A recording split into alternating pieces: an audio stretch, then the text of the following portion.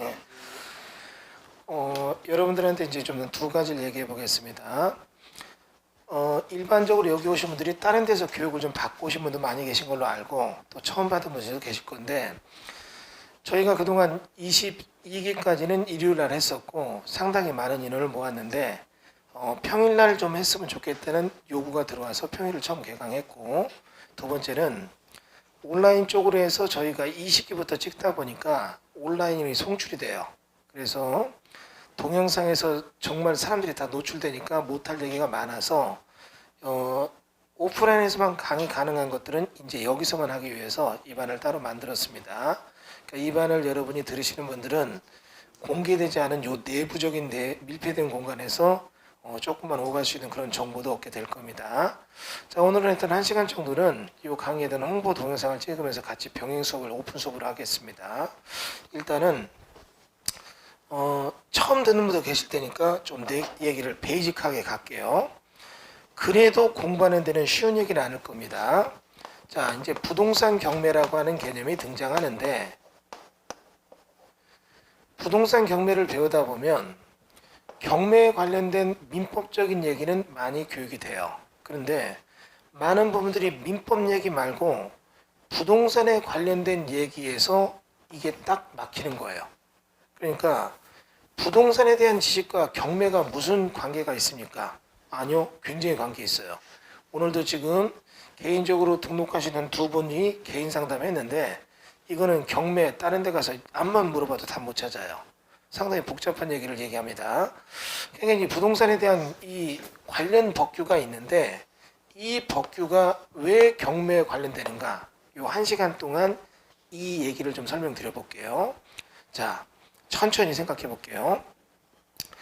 부동산은 일단 부동산 공법이라는 개념이 등장을 해서 행위제한을 하게 돼요. 그러면 공법이 뭐냐?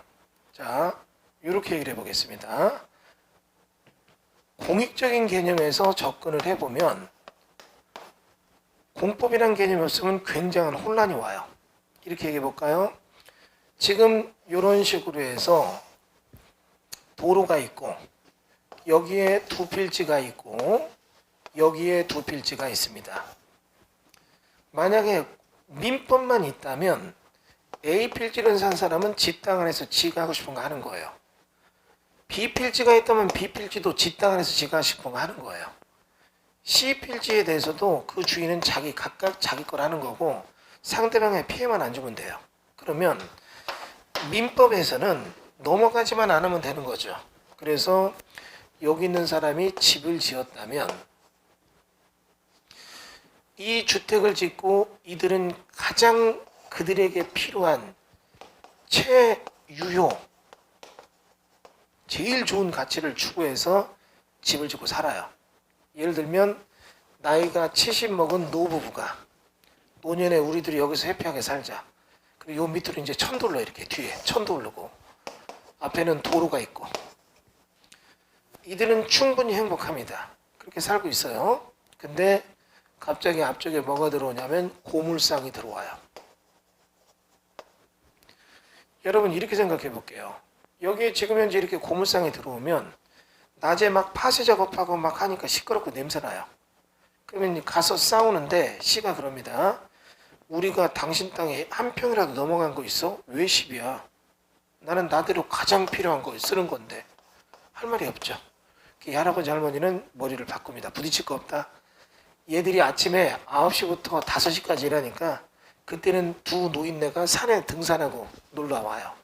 저녁에 오면 얘들 퇴근하면 조용하니 살만했어요. 여기까지 이해되죠? 그랬는데 갑자기 여기에 뭐가 들어오느냐?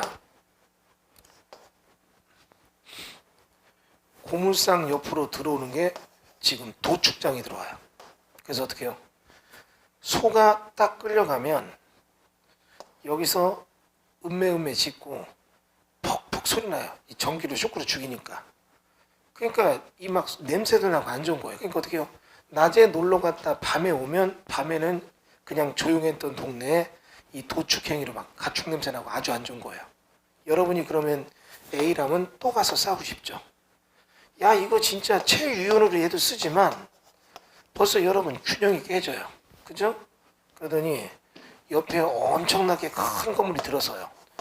그리고 막 창문도 많이 내고 집을 짓는데 사람 좀 많이 살겠다. 우리의 A는 기대감을 갖죠. 뭐냐? 간단합니다.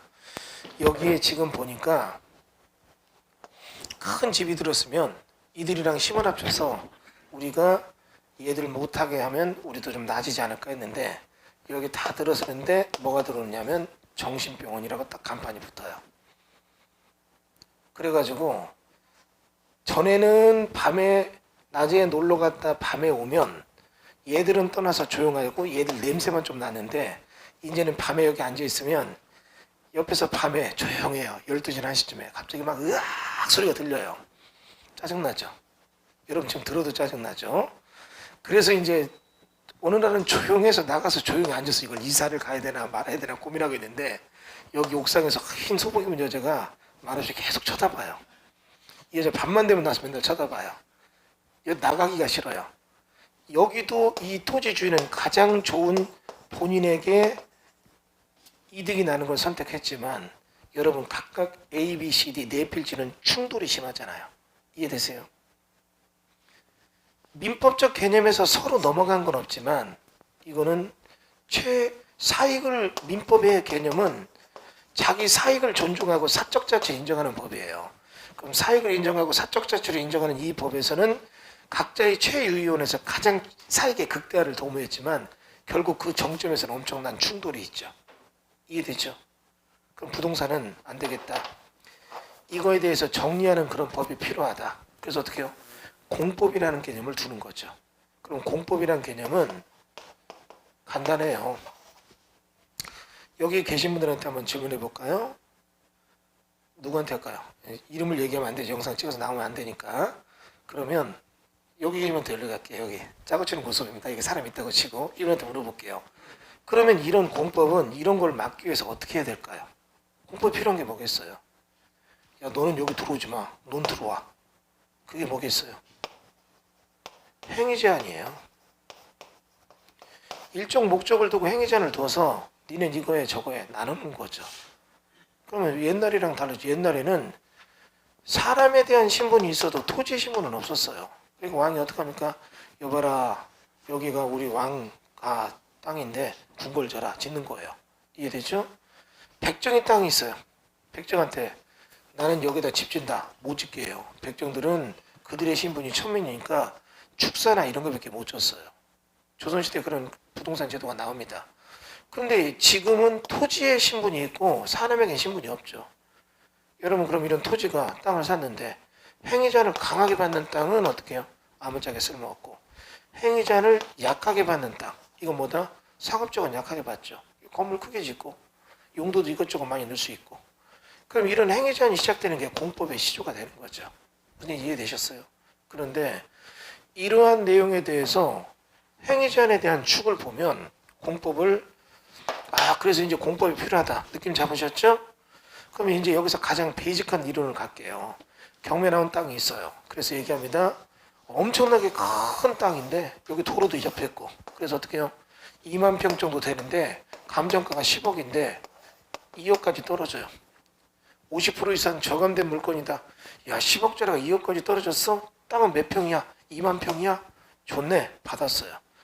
받고 나서 이제 부동산 가서 10억짜리 2억에 받았습니다. 막 다니니까 인근에 있는 부동산이 차 한잔 타주고 얘기할 때 빨리 갔으면 눈치예요.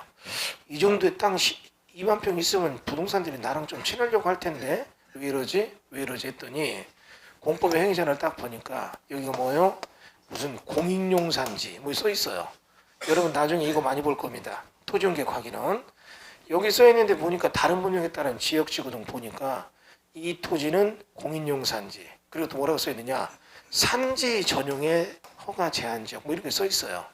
내가 공법은 모르지만 이제 어느 날 처음에 발 때는 이거 몰랐는데 낙찰받고 이게 왜 이럴까 이 땅 좀 팔아달라 했는데 분할도 되고 막 했더니 부동산들이 하고 적지도 않아요. 빨리 갔으면 해요.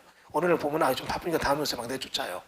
왜 이러지? 지주들 이렇게 폼박대하고 이 부동산들은 여러분을 이거 받은 사람을 뭘로 보느냐? 졸로 보는 거예요. 졸.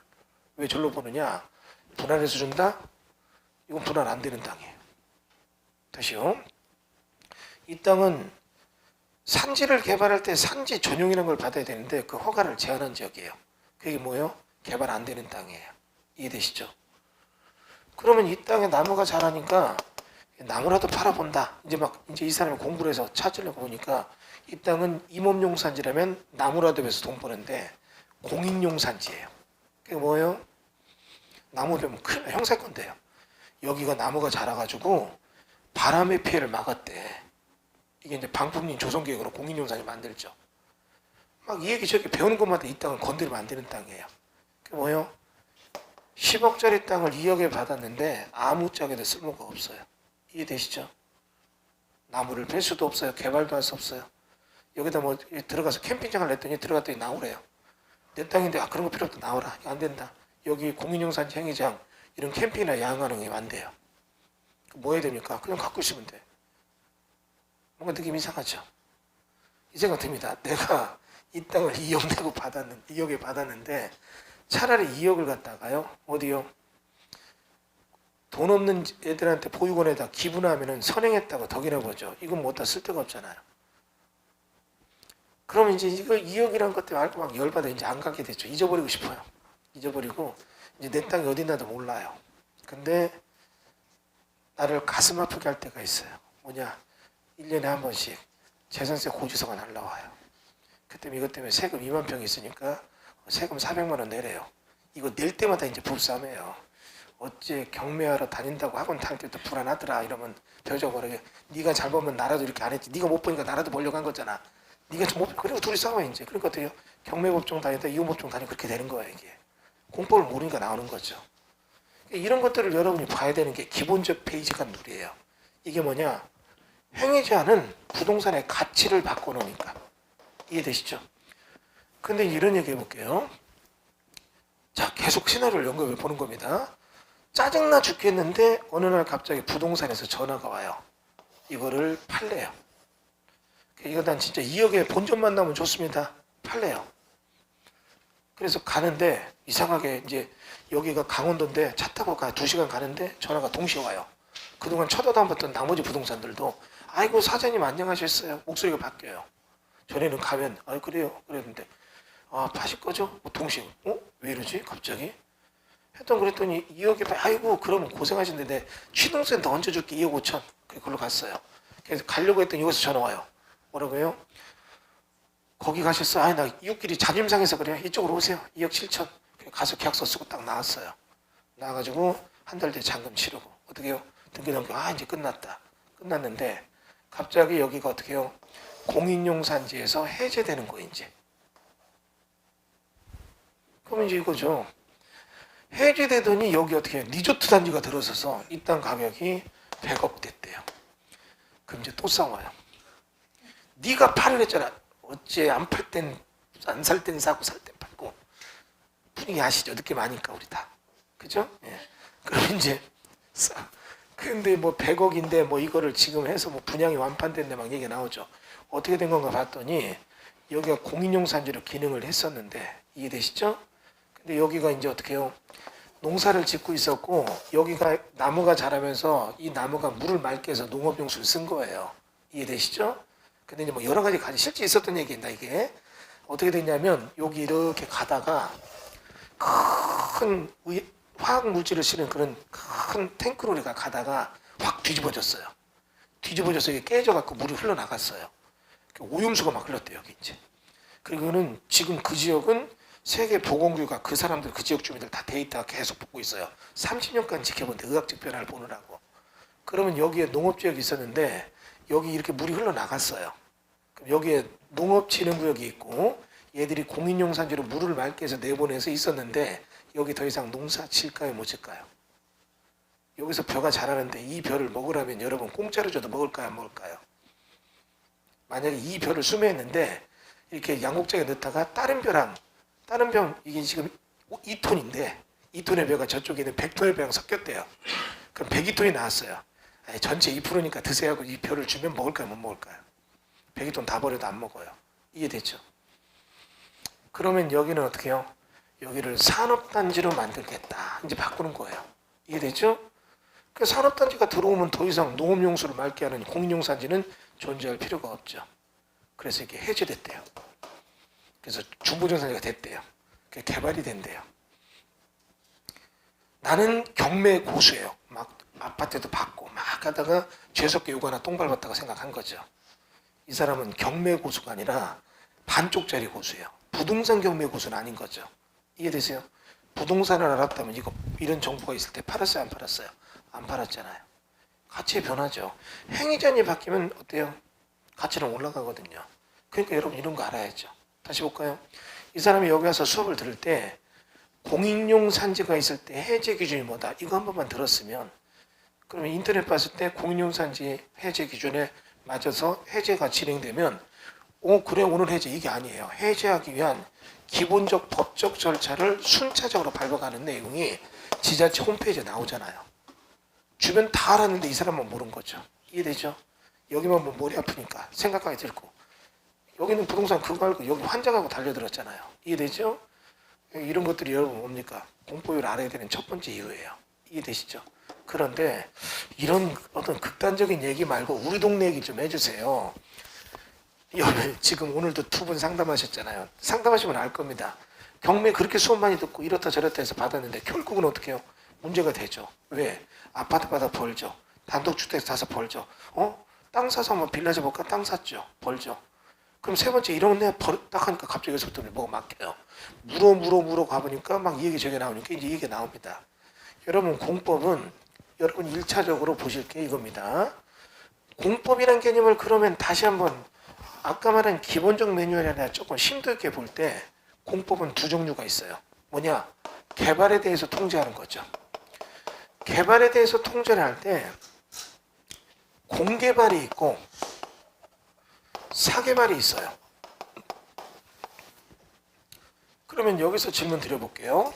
공개발은 뭐고 사개발은 뭘까요? 이름은 부르지 않겠습니다. 여기요? 갑자기 오시자마자 처음 앉자마자 질문해서 죄송한데 공개발은 뭐고 사개발은 뭐죠?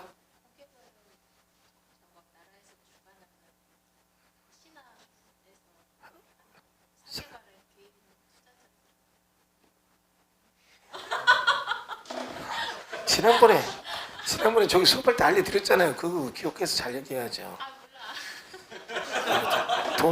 동영상 나가는데 어떻게 이름은 안 물었을까? 가만히 있으면 소리 나면 들려요. 조용히. 자, 편집은 안 합니다, 이거. 그러니까. 예. 근데 웃음이 너무 크게 들려요. 웃음소리 들으면 또 아는 사람 알지 모르니까 소리 내지 말고 계셔보세요. 예. 뭐냐면, 누가 있느냐, 이걸로 따지는 건 공영개발, 민영개발이라고 해요. 구분 잘 하셔야 됩니다. 왜 하느냐? 사업의 목적이 공익적이면 공개발, 사익적이면 사개발이에요. 여러분, 여러분들이 가장 편하게 느낄 수 있는 하나만 얘기해 볼까요? 재개발은 누가 합니까? 국가나 지자체가요? 재개발 조합이에요. 조합이 하죠. 개인들이 하잖아요. 그럼 이런 재개발 조합은 우리 동네 오래된데 도로 시원하게 내고 아파트 하나 짓고 공원도 만들죠. 이거는 공익적인 공개발이에요. 민영개발이지만 공개발이기 때문에 재개발 조합은 수용권이 있는 거예요. 공개발은 수용권을 주니까. 근데 이런 얘기 해볼게요. 우리 동네 재건축은 재건축 조합이 하죠. 재개발 조합과 재건축 조합은 똑같지만 성향이 달라요. 재건축은 우리 주택단지 안에서 5층짜리 연립주택 LH 옛날 저층 아파트 부시고 높게 진다. 이런 건 재건축이죠. 이건 우리 단지 안에서 일어났죠. 공익적이다, 사익적이다? 사익적이죠. 재건축은 사익적인 거예요. 이해되시죠? 그러면 사익적인 재건축이 있고 재개발은 공익적이잖아요. 이해되세요? 그러면 여러분 여기서도 이걸 갖고 좀 경매를 따져볼게요. 보세요. 이겁니다. 전에 내가 재건축 구역에 아파트가 하나 경매 나와서 이걸 받았더니 나중에 이제 사업시행계가 나고 관리처분계가 나면서 나한테 아파트를 주는 거예요. 그래서 대박이 났죠. 그래 이렇게 났는데 이 기업을 갖고 또 다른 재건축 구역에 또 경매 투자를 해요. 지금 현재 얘기합니다. 여기가 5층짜리인 건데 여기 지금 백삼동에 405호인데요. 백삼동 405호가 재건축되는데 이 정도면 지금 아파트가 35평 아파트를 줍니다. 그럼 이게 지금 시세가 피가 붙은 게 11억까지 갑니다. 근데 이게 지금 현재 감정가는 7억에 나왔으니까 요거 받기만 하면 어떻게 해요? 친권에 받기만 해도 11억이니까 어떻게 해요? 4억은 먹는 겁니다. 그러니까 마음이 두근거리죠. 입찰 나가니까 당일날 사람도 많아요. 막 얘기하는 게 꼭 다 이거 들어올 것 같아요. 혼자 두둥 해서 9억에 받았어요. 잘 받았죠. 주변에 물어보니까 9억이면 물건도 없어요. 막 이런 얘기해요. 그래서 내가 봤는데 9억에 딱 받으니까 대박이죠. 근데 입찰장에 대박이다 생각하는데 부를 때 나 혼자 불러요. 낙찰되고 돌아서는데 몇 명의 사람들이 나를 되게 축하한다 그런 게 아니라 어머 어떻게 막 이렇게 봐요. 뭐지? 이 불안한 느낌 뭐지? 뭐지? 이 불안하니까 이럴 때 사람들이 되게 실력에 의지하지 않고 미신에 의지해요. 가다 점집에 가서 물어봐요. 어떨까니까 오늘 손질 수 있어. 근데 그거 받아들여. 안 받아들이면 몸이 상해 막 이런 소리 해요 이제. 근데 내가 볼 때는 이게 2억을 벌었는데 손질 수는 없고 어떻게 해야 되나 보증금 뜯겨야 되나 그런 생각하고 있는데 나중에 가서 부동산 가서 물어보니까 여기는 얘가 처음부터 조합 설립에 반대했대요. 여기는 재개발은 조합 설립에 반대해도 사업이 공익적이잖아요. 만들어지면 자동가입주예요. 조합원이에요. 이해되죠? 근데 얘가 반대했대요. 반대하고 얘가 망하니까 도망가가지고 조합 설립인가 도장도 안 찍었대요. 그럼 얘는 사익적 사업이에요. 공익적 사업은 반대해도 명분이 있죠. 우리 공익적이야. 우리 조합됐어. 또 자동가입 들어와. 의무가입으로 넣어요. 근데 재건축은 사익적이죠. 사익을 위해서는 반대해서 들어와. 이 말 못하잖아요. 얘는 조합원이 아니에요. 이해되죠? 얘는 청산이에요. 그럼 청산에 대한 거는 원래 7억 잡혔을 때 비례율을 따져보니까 비례율이 10% 이득이래요. 여기가. 그러니까 7억 7천 준대요. 내가 동호 배정돼서 갔으면 11억이 맞지만 조합은 얘한테 7억 7천 주려고 킵을 해놨어요. 근데 원룸 줄까 하니까 이게 싸움 나서 누구 줄지 모르는 상태였는데 이번에 경매를 받으니까 누구 주지가 나 정리가 됐잖아요. 그러니까 어떻게 해요? 7억 7천 주신다고요. 여러분은 9억에 받았는데 7억 7천이면 얼마 손해봤나 아시죠? 자, 여러분이 선택하세요. 어떡할래요? 7억 최저가였으니까 입찰 보증금 7천 냈잖아요. 7천 뛰는 게 나아요? 잔금 내고 1억 3천 뛰는 게 나아요? 이거는 너무나 분명하잖아요. 잔금 미납하죠 이제. 이해되시죠? 내가 왜 이렇게 됐지? 나는 주택만 경매하는 사람이고 민법 배워서 여태까지 수익도 많이 냈는데 결국 주택도 공법 영역 안에 있어요. 대한민국의 집을 졌다 합법적인 건물은 모두 공법 안에 있어요. 공법이 인정했으니까 집을 진 거예요. 이해되죠? 그리고 얘가 부서지는 것도 공법이 인정해 부시는 거예요. 근데 그런 걸 모르니까 어떻게 해요? 깔끔하게 교육비 7천 냈죠. 여러분 이런 사람은 변화가 생겨요. 인터넷 검색해서 아픔을 나눌 사람 찾다 보면 주변에 모든 사람이 이주항에 공법경매사관 와라 옵니다. 아픔 있는 사람 많았어요. 내가 솔직히 이 다음에 제가 천국 갈 자신 있는 이유가 두 가지가 있는데 그중에 하나는 아픈 사람의 영혼을 많이 달래줬거든요. 많았습니다. 이분들이 특성 지나가다 모르는 초짜는 오지도 않아요. 어딘가 교육 다 받고 유명한 사람 다 따져서 다 제자들이에요. 그래서 다 복고 상담하고 하죠. 근데 그쪽에서 얘기 듣고 이거 된다 해서 받았는데 받고 나서 보니까 어떻게 이런 거 막 나오잖아요. 그럼 이런 사람의 변화가 생기는 게 뭐냐면 공법 흡수신공이 생겨요. 그러니까 지나가다 그냥 오신 분이랑 이런 거 투자해서 사고 낸 사람이랑 차이가 있어요. 수업할 때 딱 벌써 패턴이 틀려. 눈빛이 틀려요. 어렵다. 이런 분은 편안히 온 사람이에요. 아픔 있는 분 어려운 게 있어. 막 마른 스펀지가 물을 흡수하듯이 쫙쫙 빨아들여요. 이게 공법 흡수신공이에요. 그래서 어떻게 해요? 물건만 딱 나오면 앉으니까 줄줄줄 나와요. 이건 뭐고 저거 받으면 막 배운 대로 다 나와요. 누가 낙찰 받으면 되게 좋아. 너도 걸렸다. 너도 걸렸다. 되게 좋아하더라고요. 그런데 두 번째 변화. 외형적 변화가 나와요. 상담했죠. 그리고 이제 떠났어요. 저 사람 큰일 났다. 손해 많이 봤네. 6개월 뒤에 등록하러 와서 인사해. 안녕하세요 교수님한테 못 알아봐요. 누구시냐니까 전에 상담했던 누구. 아니 어떻게 이렇게 살이 쭉 빠져서 하늘 안에 모델 같아요. 어떻게 이렇게 살이 빠졌어요? 6개월 동안 못 먹고 못 자고 죽을 뻔했어. 이 소리예요. 얼마나 힘들었겠어요. 그러니까 이런 거 여러분 공법에 대해서 무시를 못하는 거죠.